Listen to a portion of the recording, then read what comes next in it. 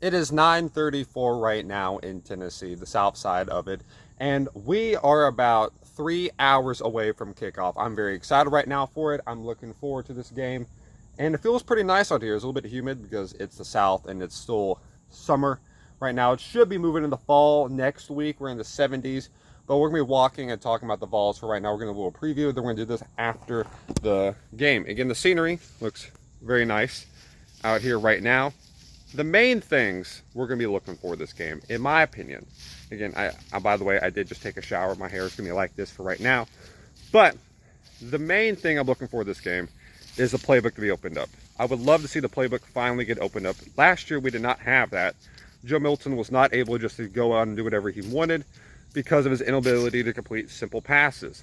Nico on this year, we saw that glimpse in the game against Iowa and the games and the moments that he had last year, that he can actually complete good passes. He can complete them accurately from anywhere on the field. Anything 50 yards and in, you can trust he's going to complete the pass. So I'm feeling pretty good about that. I want to see that extended. I want to see the playbook open up outside of just a couple screen passes each play. I mean, each drive, we have like 3 screen passes, and we call it a day. With the run game, I expect that to be working. I'm not worried at all. This offensive line, I think, will be pretty good this year, led by Cooper Mays, of course.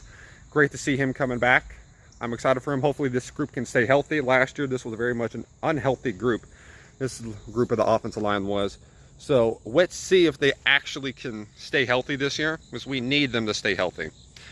Next up, defensive line. I'm expecting at least 4 to 5 sacks today. This defensive line should be one of the best in the country, let alone in just the conference. We were rated as one of the top 2 defensive lines in the conference. Us and A&M are going for it. And today we're going to see how good A&M's defensive line is whenever they play Notre Dame, which I do expect A&M to win that game. I don't think Riley Leonard's that special. I expect A&M to take care of business at home.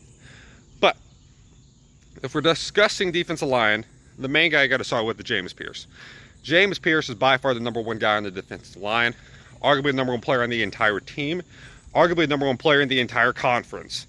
He's projected top 5 pick for next year's NFL draft, and I only expect his draft stock to go up. He was great last year. He tied for leading the SEC in sacks behind Chris Braswell and Dallas Turner. Dallas Turner was the 2nd linebacker off the board in this year, and the 2nd defensive player off the board in this year's draft, I should say.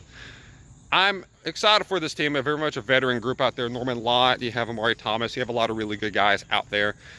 I would like to see the tackling get better a bit, because sometimes they have some people get through on the line, and then mainly the linebackers, let's tackle well, and the secondary. That's the main thing out of all things I want to look at, is the secondary. Can our secondary hold up well? I think we can. It's just going to be a tough transition period from what we had last year. We have 10 guys leaving. 10 guys are leaving compared to last year. That is a lot. And already had one of them get hurt. We have a lot of new guys coming in. Boo Carter, freshman from about 20 minutes away from where I live. He played football around here, so we would love to see him get some playing time and have him play good. That's the main thing. If he's not playing good, then don't have him out there. But I'm expecting this second to have some faults, but seeing how NC State played last week, I would be worried about one guy, and that's Casey Conception, who looks really, really good for them.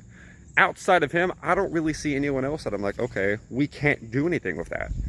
Heupel's offense, I want that to be explored. I want that to be opened up. He said the playbook will be opened up. I would love to see that.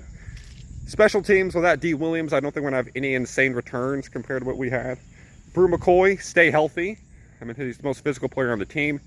And that kind of hurt our screen game last year, too, because we did not have our main guy blocking on those screens. And we have guys like Ramel Keaton are gone.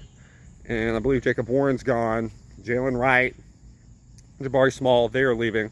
Dylan Sampson, he is just our next version of Alvin Kamara. A lot of times in football, you don't get 2 opportunities to do something. God has given us a second chance with Alvin Kamara. We did not use him enough when he was here, because we decided to use Jalen Hurd the most, and then he kind of just left halfway in the year after the Georgia game in 2016. We have a second chance, and the name is Dylan Sampson. Shout out to Dylan Sampson. I believe he's going to be really, really good this year. He's a top 5 running back definitely in the SEC. That's without a doubt. I think he'd be top 3. He's got to prove it though continuously. We're playing UTC. That's right, where I just went to their college 2 days ago. It's not a bad college at all.